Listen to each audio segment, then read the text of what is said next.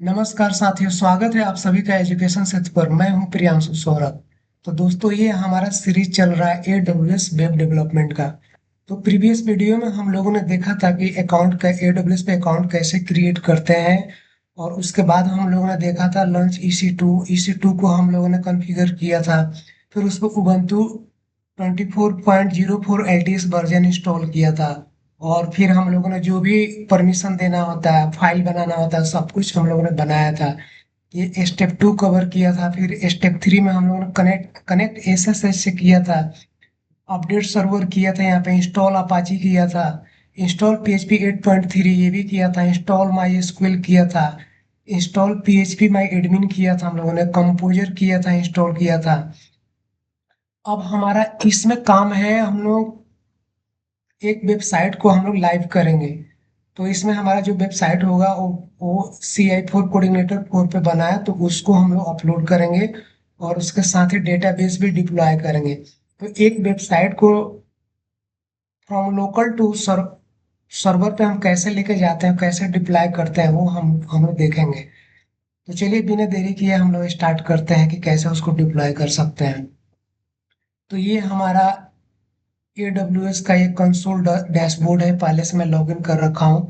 और ये account create जो हमारा इंस्टेंस रनिंग में है उसका डिटेल है। इसके बारे में अगर ज़्यादा इंफॉर्मेशन चाहिए तो आप लोग प्रीवियस वीडियो आप लोग जरूर देखिए। तो इस इंस्टेंस से कैसे कनेक्ट करेंगे सर्वर के साथ और कैसे हम फाइल अपलोड करेंगे, वो चीज़ देखेंगे। तो दोस्तों, हम लोगों ने प्रीवियस वीडियो में एक पेम फाइल बनाया था। तो पेम फाइल से हम लोग सिर्फ कमांड प्रॉम्प्ट और पावर सेल से कनेक्ट हो सकते हैं, फाइल जिला से। और विन सीपी से कनेक्ट करने के लिए हमें पीपीटी फाइल की जरूरत होती है। तो पहले हम सबसे पहले एक पीपीटी फाइल जनरेट करते हैं पेम फाइल से, उसके बाद से फाइल जिला से कनेक्ट होते हैं। तो उसके लिए हमें सिस्टम पे हमें PuTiGen इंस्टॉल होना चाहिए। देखिए, पहले से मैं ये इंस्टॉल कर रखा हूँ। तो PuTiGen में जाएंगे, लोड में जाएंगे। लोड में जाने के बाद मेरा जहाँ पे पेम फाइल है उस पेम फाइल को मैं लोड करूंगा। तो देखिए, यहाँ पे मैं चला जाता हूँ इसके अंदर, ऑल के अंदर। और ये पेम फाइल है, इसको मैं ओपन कर लेता हूँ, ओके कर देता हूँ। अब ये लोड हो गया। सेव प्राइवेट की, इस पे मैं क्लिक करूंगा और यस करूंगा। तब ये फाइल नेम पूछ रहा है, तो मैं यहाँ पे दे देता हूँ, इसका नेम दे देता हूँ मैं इन्फिनिटी। इन्फिनिटी। और ये पीपी के ऑटोमेटिक ये सेव कर लेगा। तो चलिए, यहाँ पे ये सेव हो गया, इसको क्लोज करते हैं। अब चलते हैं फाइल जिला से कनेक्ट करते हैं। तो ये हमारा फाइल जिला ओपन करते हैं। यहाँ पे Ctrl+S कीबोर्ड से दबाएंगे तो ये हमारा पॉपअप ओपन हो जाएगा। इसके अंदर यहाँ पे एक इन्फिनिटी है, इसको मैं हटा देता हूँ अभी।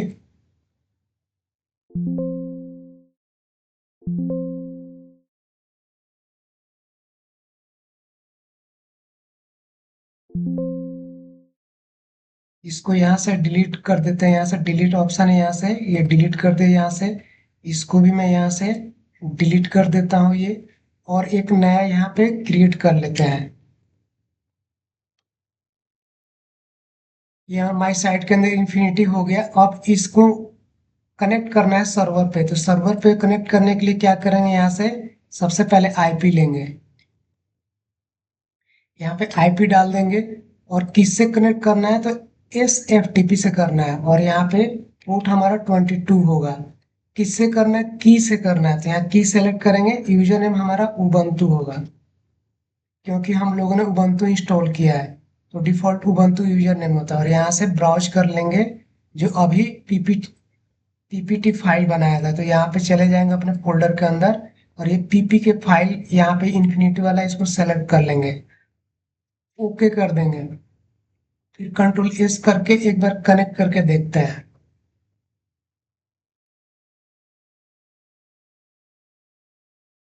तो देखिए, ये हमारा कनेक्ट हो गया। अब चलते हैं अपने प्रोजेक्ट के अंदर। तो यहाँ पे लिखेंगे where www, यहाँ पे HTML।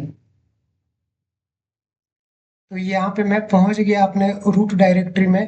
अब मैं पहले से ये दो फाइलें, यहाँ पे एक प्रोजेक्ट वाला और एक डेटाबेस वाला, इसको इंपोर्ट कर रखा हूँ, क्योंकि इंपोर्ट करने में टाइम लगता है, इसलिए मैं पहले से यहाँ पे इंपोर्ट करा दिया था। तो दोस्तों, शुरू में जब आप लोग फर्स्ट टाइम जब अपलोड करेंगे तो अपलोड नहीं होने देगा, या हो भी सकता है। अगर अपलोड नहीं होने देगा तो ये 3 कमांड आप लोगों को चलाना पड़ेगा। ये ओनरशिप ग्रुप का ये परमिशन देना पड़ेगा आप लोगों को, उबंटू का ये। फिर ये फाइल परमिशन देना पड़ेगा, और ये फाइल के अंदर का फोल्डर का परमिशन देना पड़ेगा। तो इजीली सब कुछ हैंडल हो जाएगा। तो एक बार इसको अनजिप करते हैं। और जिप और अनजिप करने के लिए दोस्तों, ये आप लोगों को सॉफ्टवेयर इंस्टॉल करना पड़ेगा। sudo apt install zip unzip. तो सर्वर पे ऑलरेडी इंस्टॉल है, तो मैं क्या करूंगा, अनजिप का कमांड में चलाता हूँ। अनजिप अनजिप किसको करना है वो भी देखते हैं। तो सबसे पहले हम पावर सेल के थ्रू कनेक्ट हो जाते हैं। तो चलेंगे अपने फोल्डर के अंदर।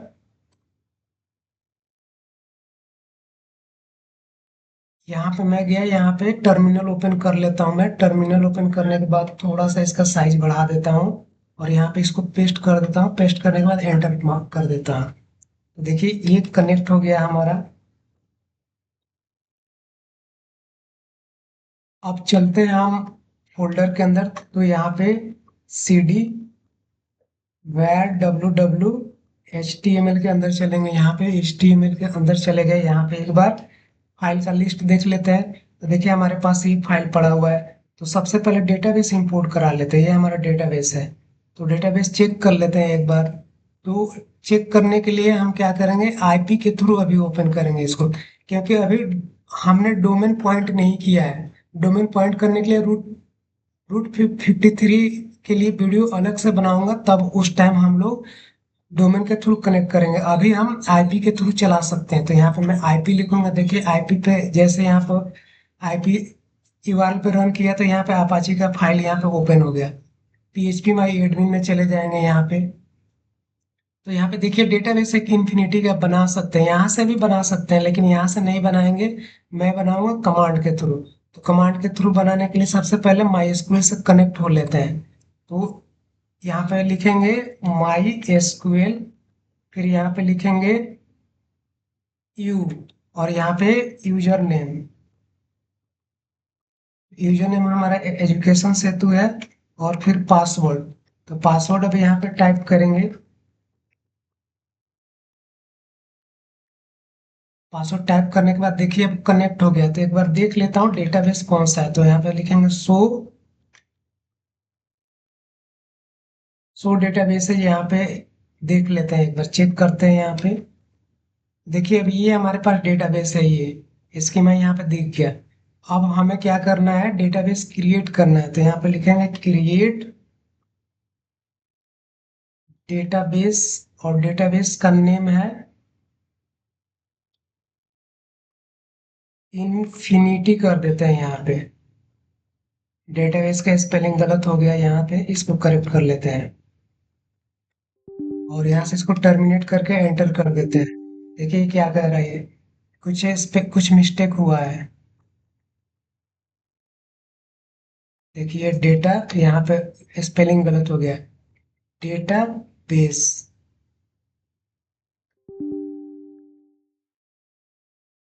Right to syntax, create database. Create database हमारा हो गया। अब ये चल जाएगा ये। देखिए ये क्रिएट हो गया। फिर से एक बार शो करके देख लेते हैं यहाँ पे। तो यहाँ पे हमारा डेटाबेस यहाँ पे ये क्रिएट हो गया है। यहाँ से चल के यहाँ से भी रिफ्रेश करके एक बार देख लेते हैं। देखिए डेटाबेस हमारा क्रिएट हो गया। इसमें अभी कोई टेबल नहीं है। तो इसके अंदर टेबल इंपोर्ट कराएंगे। तो इसको मैं क्या करता हूँ, इसका नेम यहाँ से कॉपी कर लेता हूँ यहाँ से। और फिर चलता हूँ। पहले हमें डेटाबेस सेलेक्ट करना है, तो यूज यहाँ पे इन्फिनिटी लिखेंगे यहाँ पे।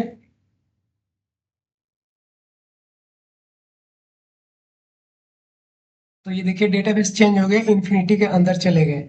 अब यहाँ पे लिखेंगे सोर्स। सोर्स और डेटाबेस का नेम यहाँ पे देंगे, और इसको टर्मिनेट कर देंगे और एंटर कर देंगे। देखिए ये बहुत जल्दी इंपोर्ट हो जाएगा ये।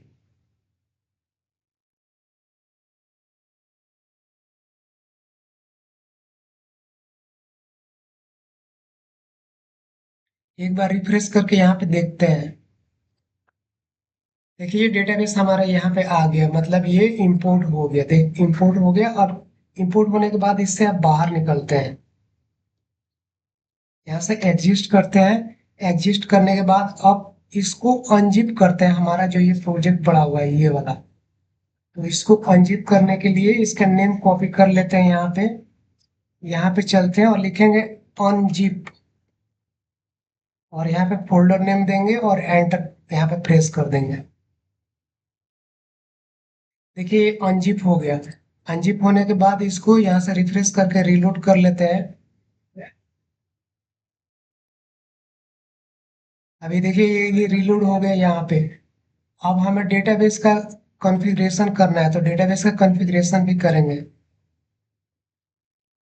एक तो ये फाइल है, इसको पहले क्लीन कर लेते हैं, जिसकी जरूरत नहीं है।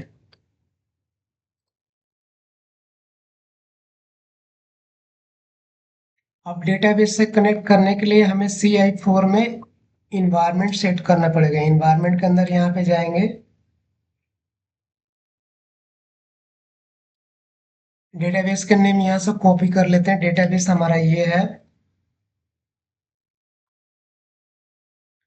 तो डेटाबेस हमारा ये हो गया। लोकल होस्ट ही रहेगा यहाँ पे। और रूट हमारा यहाँ पे, रूट नेम हमारा है एजुकेशन सेतु, तो यहाँ पे लिख देते हैं एजुकेशन सेतु। एजुकेशन सेतु हो गया। पासवर्ड दे देते हैं यहाँ पे।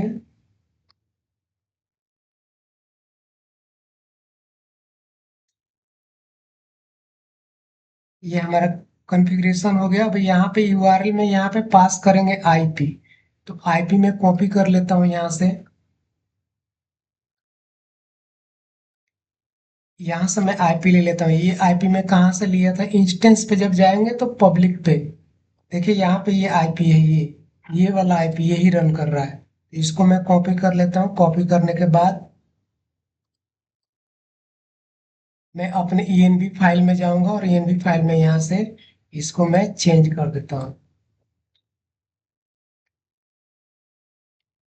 ठीक है, अब ये हमारा हो गया। अब चलते हैं यहाँ पे। अब हमारा लास्ट काम अब रह गया इस पे, कंपोजर अपडेट चलाना। कंपोजर अपडेट चलाएंगे तब जाके हमारा फाइल डिपेंडेंसी बनेगा, क्योंकि वेंडर फाइल मैंने कॉपी नहीं किया था। तो वेंडर फाइल देखिए यहाँ पे वेंडर फोल्डर है नहीं यहाँ पे। तो चलते हैं, पहले एक बार उसको चला लेते हैं फिर देखते हैं। तो यहाँ पे चलेंगे, यहाँ पे लिखेंगे composer, composer update. Composer update का कमांड यहाँ से चला देते हैं। कंपोजर चेक करना है तो पहले से इंस्टॉल हो रखा है, एक बार दिखा देता हूँ कंपोजर। देखिए यहाँ पे कंपोजर हमारा 2.10.2 ये चल रहा है।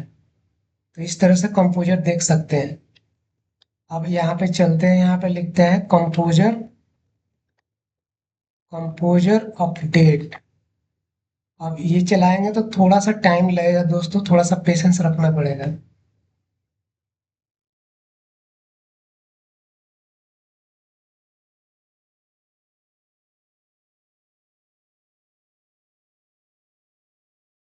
अब ये फाइल जनरेट कर रहा है, अपना डिपेंडेंसी वगैरह जो भी ये चेक करेगा, चेक करके ये ऑप्टिमाइज करेगा ये। तब तक गाइडलाइंस देख लेते हैं।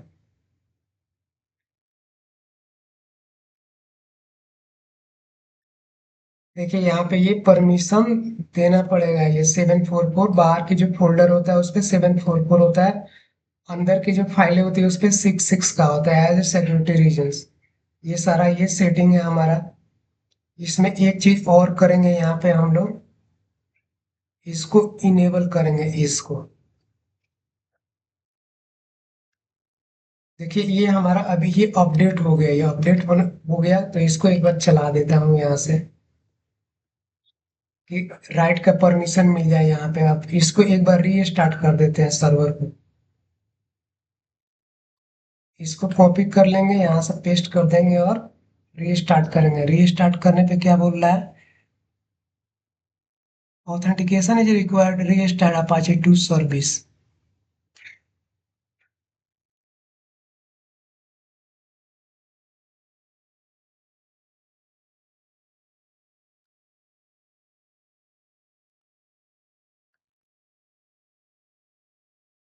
हाँ देखिए अब ये चल गया।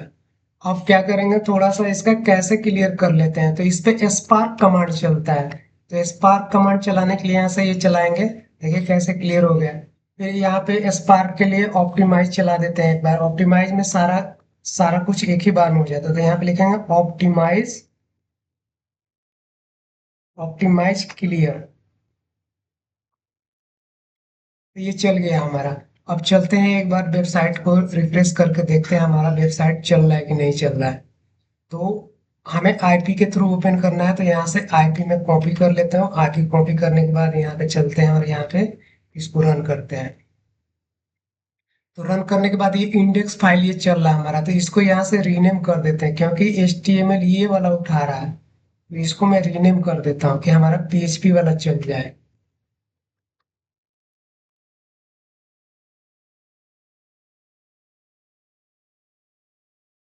देखिए ये प्रोजेक्ट हमारा ये अब ये चल गया है, लाइव हो गया ये। दोस्तों इस तरह से हम प्रोजेक्ट को लाइव करते हैं और डेटाबेस को डिप्लॉय करते हैं। हमारा देखिए डेटाबेस भी यहाँ पे आ गया कमांड के थ्रू। हम लोगों ने कंपोजर के थ्रू यहाँ पर डिपेंडेंसी वगैरह जितनी भी चीजें थी सब अपडेट कर दिया था, और वेबसाइट हमारा चल गया यहाँ पे। तो दोस्तों इस तरह से आप लोग भी वेबसाइट को डिप्लॉय कर सकते हैं। अब इसके बाद हम लोग दूसरा वर्डप्रेस का भी हम लोग डिप्लॉय करके देखेंगे वेबसाइट, लारावेल का भी देखेंगे। तो एक एक करके हम लोग जब वीडियो आएगा तो उसमें हम यहाँ पे लाइव करके देखेंगे। तो दोस्तों इस वीडियो में इतना ही। अगर आप लोगों की कोई भी क्वेरी हो तो आप लोग कमेंट में वहाँ पे कमेंट कीजिए। और आप लोग अगर चैनल पे नए हैं तो चैनल को सब्सक्राइब कीजिए, दोस्तों के साथ वीडियो शेयर कीजिए, लाइक कीजिए, कमेंट कीजिए। और आपका जो भी डाउट हो जरूर पूछिए, उसका मैं रिप्लाई जरूर दूंगा। तो दोस्तों तब तक के लिए इस वीडियो में इतना ही। Thank you watching for this video.